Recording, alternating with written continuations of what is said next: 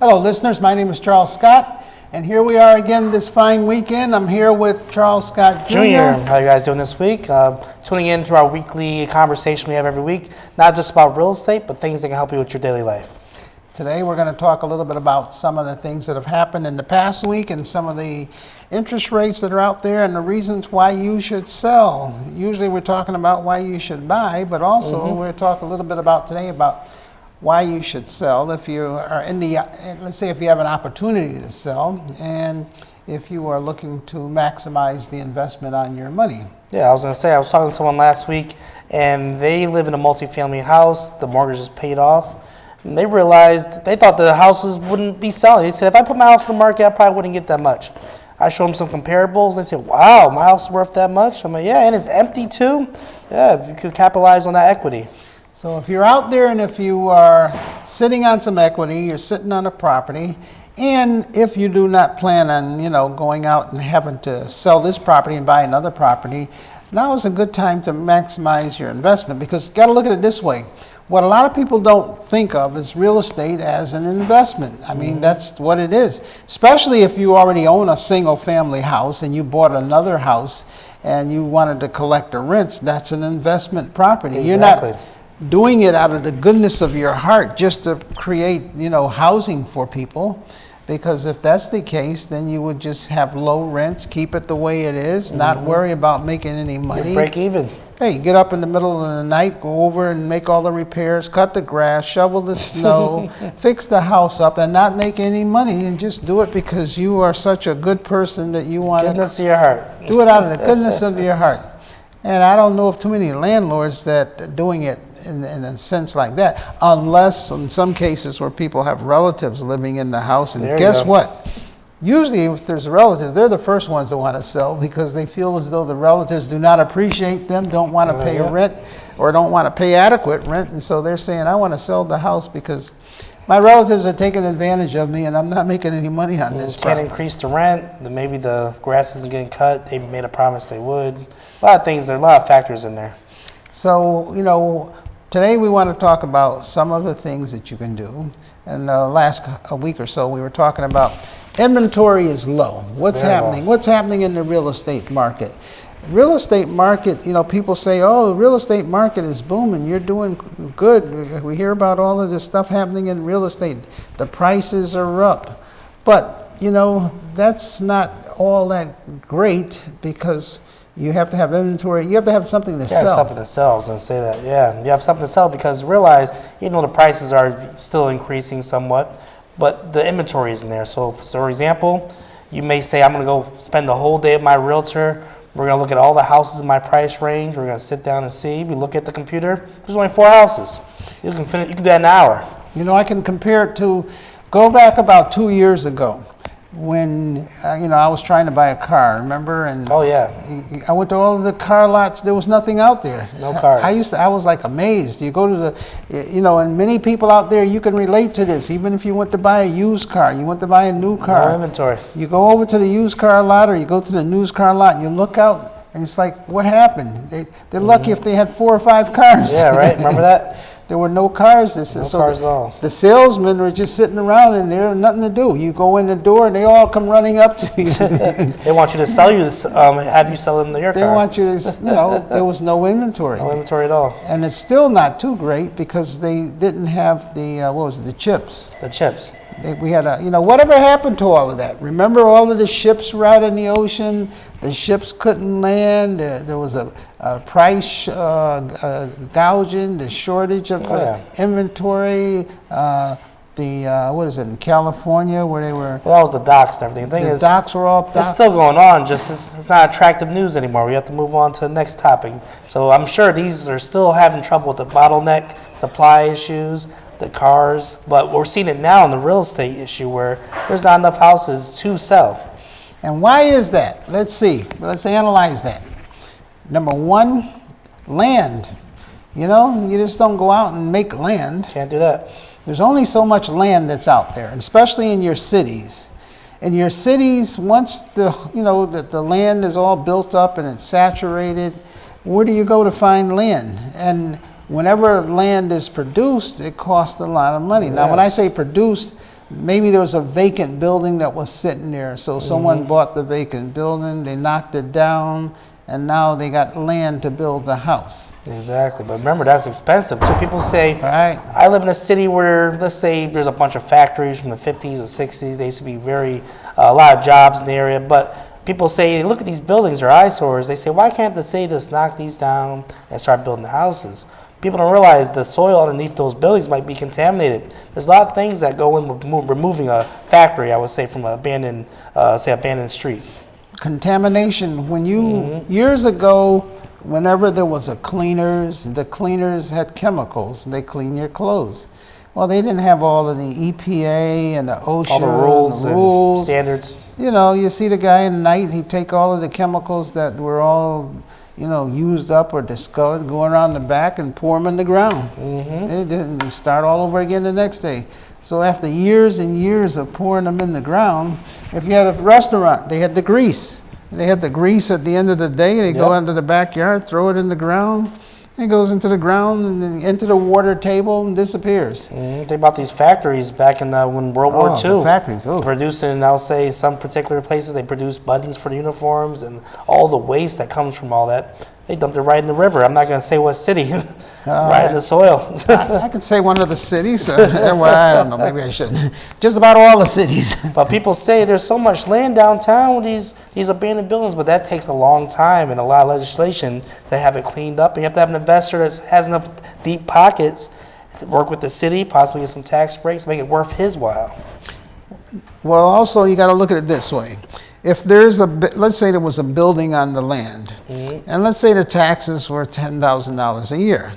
So it's been vacant for 20 years. So that's $200,000 in taxes that are owed on that piece of land. Exactly. Just on the building itself, $200,000. So now the city's saying, oh yeah, you can buy that piece of property as long as you pay us back all of the taxes that are owed on it. So you're like, give me a break, you know, I got to pay to knock it down. I got to pay to clean up the asbestos and the oil. Everything in the soil. That's another $300,000. I got to pay you $200,000 in back tax. By the time I finish, that's $700,000. And I haven't even built anything yet. And I didn't even build, and don't even know if I'm going to make a profit if I do build anything. So you know what? Let it sit there. And then the city, in many cases, they have to know where the owners are. And the owners may have formed a corporation 50, 60 years ago. The corporation could have had 25 members. Now you got to go track down all the members. Exactly. Where are they at? Where are they living? It might be under LLC, and when those states where it's anonymous, you'll know who owns the LLC. Right. A lot of ways they do these. It takes forever for the city to track down the owners. And then a lot of times people say, well, why doesn't the city just take the land and foreclose? Well, here's the reason why. If you've got a lot of abandoned buildings in your city, and the city just decides to take those properties, now if someone is out there, the kids are playing, someone falls, someone gets hurt, who do they sue? The city.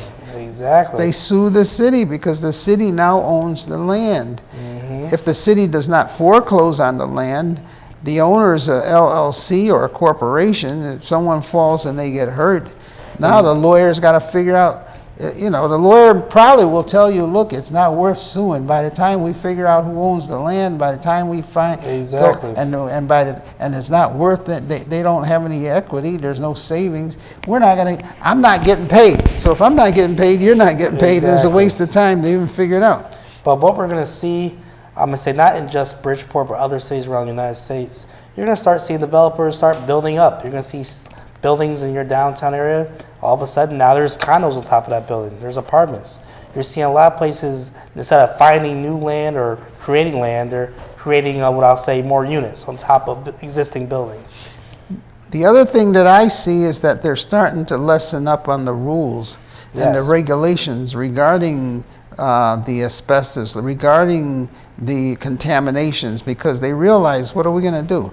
We just can't let these eyesores sit here forever. So they're starting to, you know, put money into cleaning it up and also making it easier for a developer to go in there and fix it and buy it. Exactly. And they hold them harmless. If anybody sues, then there's only a certain limit that you can sue for. Exactly. They got to do something with the land. The land is just sitting all around, factories all around the place, and especially in the cities. Now, I have some friends, they just came back from North Carolina and Atlanta. They were saying, oh, they're building a lot of houses down there. They're, well, they have land. Plenty of land. The downside of that is that these are not cheap houses. Oh, I was going to go to that route with the apartments. But Tell them what they cost. I was going to say, yeah, when you see a developer these days and what the economy is asking for, they're going to be building most likely luxury properties, whether it be a house, townhouses, condos, apartments. These are going to be high range, I would say up in the higher 600s, 700s. You're going to see that developers need to make sure that they have enough padding in case they go underwater. For example, they start building houses that, for first-time home buyers, 300, 400,000. Remember that used to be 200, 100? That was, the entry level right now is 300, 400. We're seeing that a lot, in this, especially Fairfield County. They're going to say, well, what if the materials cost more, the lumber costs more, the labor costs more? I might lose money on this deal. So what they do is they say, let's build a house that's 800, 900. For example, if the lumber costs more, then guess what? The house costs so much money, I'm still going to at least break even. That's what the developer wants, at least break even or at least make a profit. Years ago, when I would get someone who was qualified for $200,000, I would think, oh, wow, this is great. Oh, yeah, this right. person here, I'd easily find them a home. Now I get someone qualified for $400,000, and I'm like, okay, what can we find for this person? Exactly. And everybody comes in now, and they want to buy a multifamily. We want a two-family. We want a three-family. We want someone to help us pay the rent. Well, because what you want, you now set the price of those units up to $500,000. Oh, yes. Because the seller of the unit is thinking, well, I have what everybody wants. Exactly. And if I have what everybody wants, I'm going to charge them top dollar.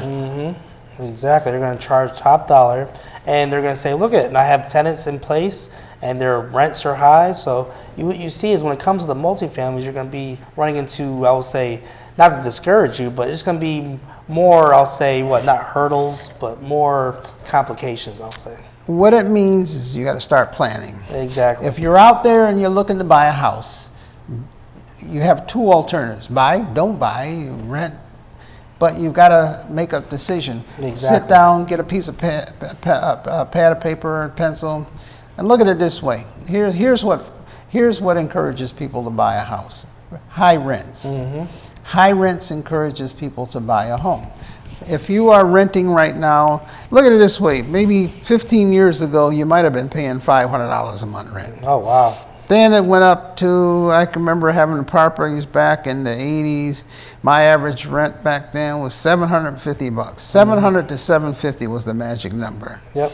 That was back then, and that was for That maybe three-bedroom? Yeah, 3-bedroom was $750. Yeah. A 2-bedroom was around $600. That was in the 80s. Then you come up a little to the 90s. Then it hit up around maybe $800, maybe $800 then.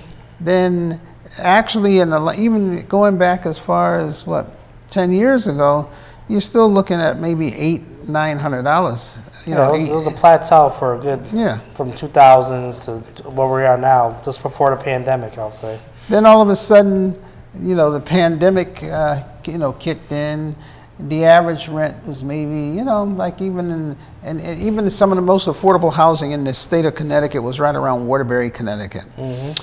Waterbury, Connecticut, was unheard of for rents to hit $1,000, and this is going back like maybe 5 years ago. $1,000. 2017, 16. Yeah, $1,000 was like, oh, that's a lot of money. $1,000. Then $1,000 eased up to about 11, 12. Now you're looking at maybe around 1,400, 1,500. Oh yeah, you're seeing basically what I'm seeing is a lot of out-of-state license plates. A lot of people are moving to these cities, and they're coming with a higher salary, and they're keeping their jobs in the state they're coming from, and they're making these rents go up. So if you've got a rent now, and let's say the rent is, and 1,500 is like your average, and then so you're looking at we're talking about coming all the way up from an average of about 600 to 1,500. Wow. And some people, when I talk to them and they're looking to go out and buy, I say, well, how long have you been living here?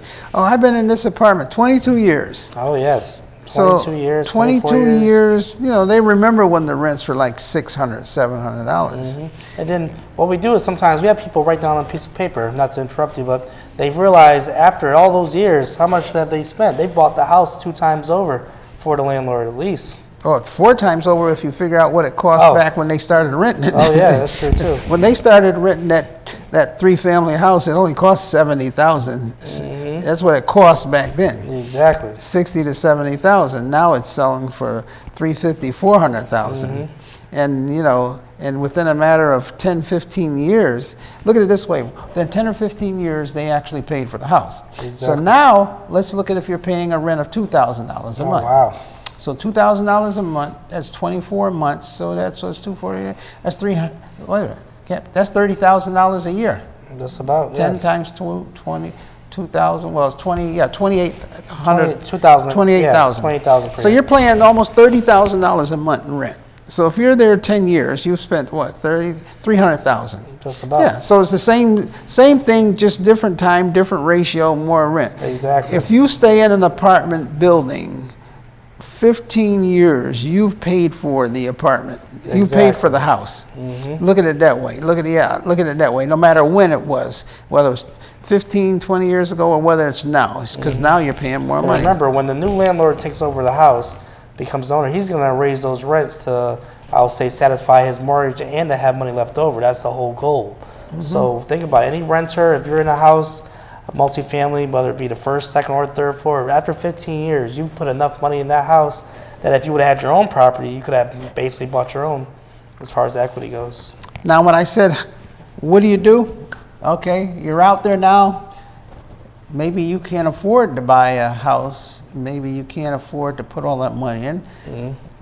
Team up with someone else. Everything else, find yourself someone who's paying high rent like you. Exactly. Look towards, you know, one thing about this recession, one thing about the economy is it's brought families together. Give me a culture that's family oriented, and I'll show you a culture that's buying up all the properties. Oh yeah, definitely. Give me a culture where family is the biggest thing, where they virtue family gatherings, where they have family organizations, where they have family meetings, Exactly. where people gather in weddings and showers and what do you call it?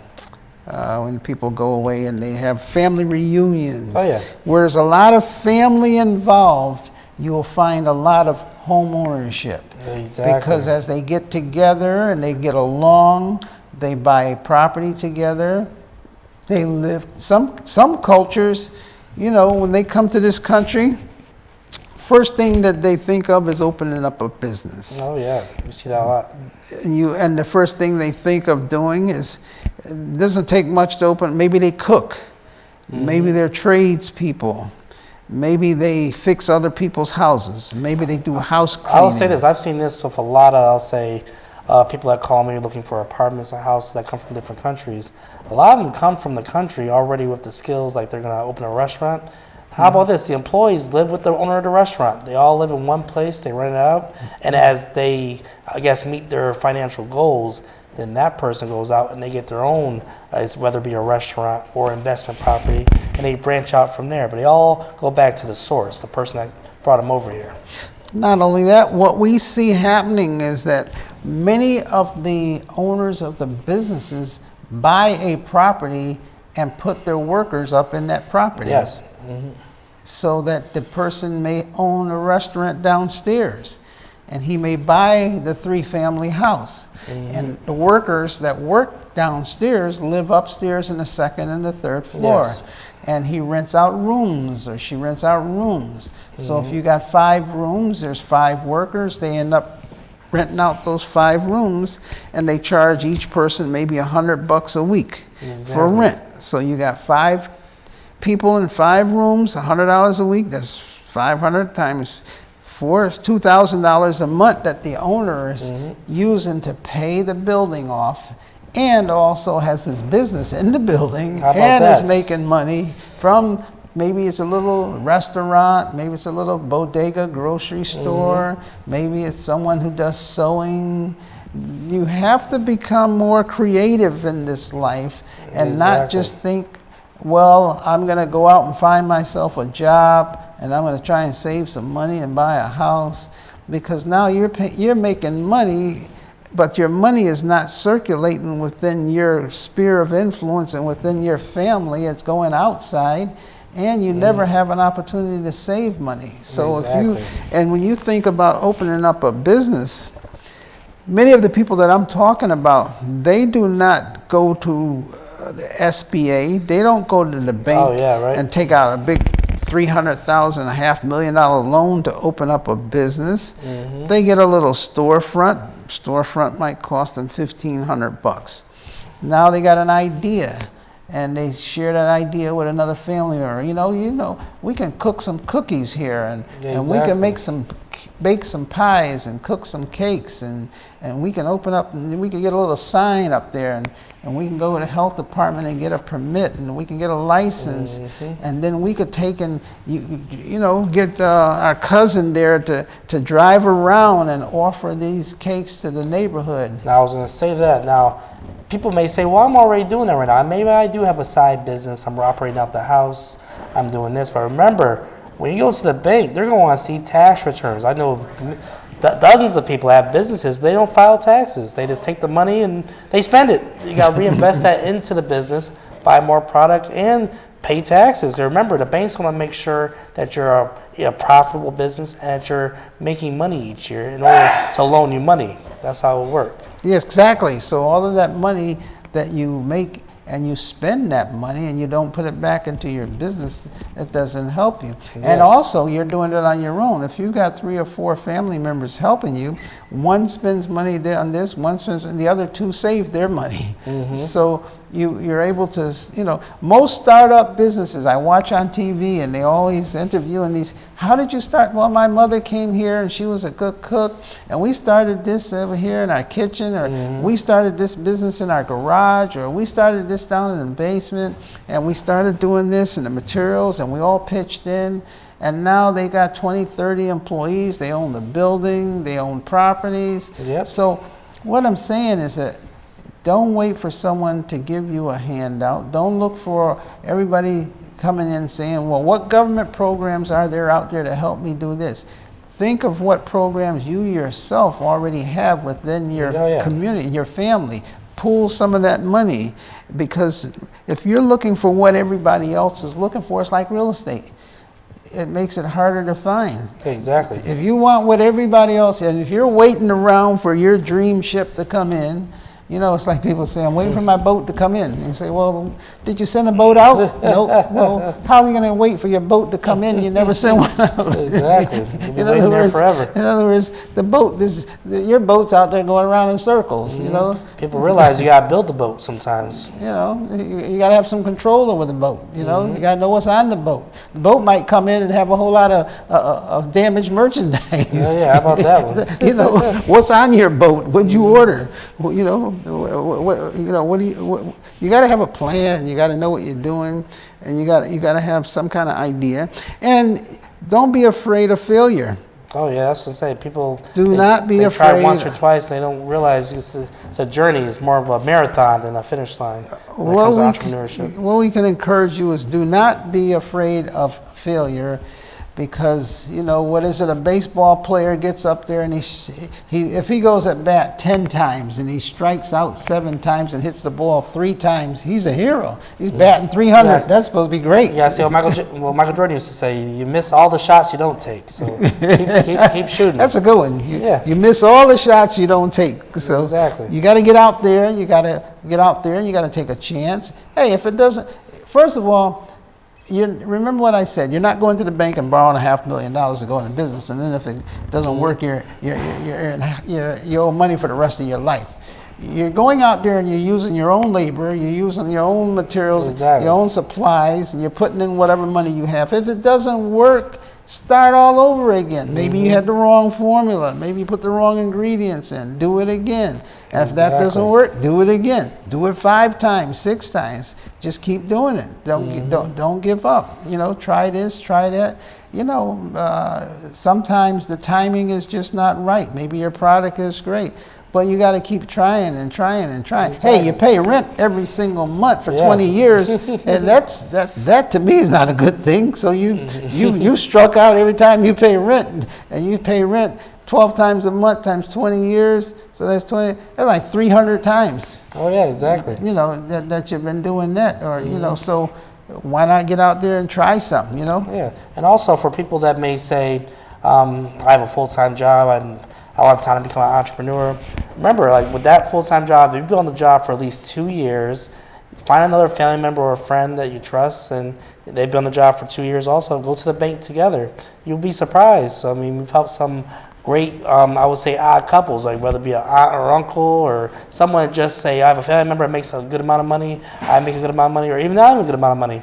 And you put those incomes together, you can buy an income-producing property, whether it be a duplex or maybe just a single family, you know, a large single family with an in-law. Maybe someone lives downstairs, someone lives upstairs. A lot of creative things you can do. So that's, you know, become creative is what we're saying. Yes. You know, we can show you how you can get started. The rents are going to continue to go up. Don't expect the rents to go down. You got to start doing something. For you people out there that own properties, now is a great time to sell those properties. Yes. Take that, and don't just take that money and put it in the bank and let it gather dust. Look for opportunities. Maybe you want to go into a business. Maybe you don't have to borrow money. You got equity in that house. Take that money from that house. You know, maybe you're tired of fixing and repairing and doing this. So you know you got a trade. You got something you want to do. You know, sell the property. But again, just because you sell the property doesn't mean you have to go look for another property. Maybe there's a business, a side business you want to put it in. And maybe you're tired of working, doing that 9 to 5. So now you have an opportunity where you can go out and you can invest some money and you can open up your own business. So we're saying, you know, open up your mind, become creative. There's things that you can do out here, and it's only going to be up to you. How do you think entrepreneurs got started? Exactly. One more thing I want to say to people who are holding on to their properties that thinking maybe these prices are going to keep going up. They will be going up, but I would say nothing goes up forever. There will be a peak where we hit. And once you see the prices start coming down, they come down quickly. Way quicker than they went up. That's right. And you're going to say, wow, I should have sold last year. Now I'm going to sell mine for this at a loss, or it's going to go down very fast. So you want to make sure you take advantage of what we see right now in the market, and that's the time is to sell, I would say. I just want to close by saying, call us. We'll come out. We'll look at your property. We'll give you a market analysis. We'll let you know what it's worth. You don't have to sell anything, but at least do we do a free CMA. Free CMA. No pressure CMA. Get an intelligent view of what it's worth, okay? And we will do that for free. Exactly. So until next week, God bless. Amen.